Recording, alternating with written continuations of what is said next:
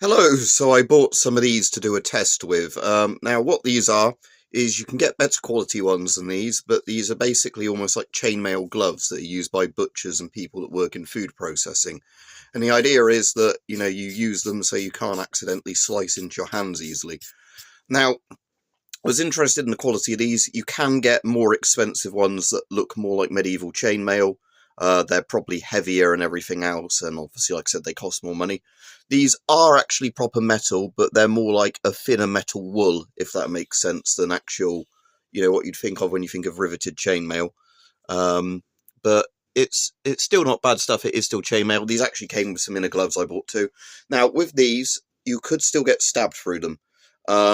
So that would be something to see if I get the proper chainmail ones, the more expensive ones, if that varies. But these would definitely prevent you from being slashed. So you could quite easily keep one of these in your pocket somewhere, if you're on public transport or whatever. Then if one of the incidents like we've had recently in the UK started happening, you could put it on your left or right hand and then try and block a knife coming in and grab it. At least that's something. So yeah, with these, as you can see, literally a knife does nothing to get through this in terms of slashing. So yeah, very confident in what these would be like, even these sort of cheapish ones for that. These are certainly better than these fabric sort of stab and knife resistant things. As you can see, yeah, that's absolutely fine. So yeah, I'd recommend these. Like I said, I'm interested after payday, because again, I've bought too much like kind of random knife stuff to test recently. I'm interested after payday getting the more expensive kind of, meat packing plant kind of full on chainmail gauntlet ones. Some of them come with your sleeve as well, to see what they're like. They look more like proper medieval chainmail.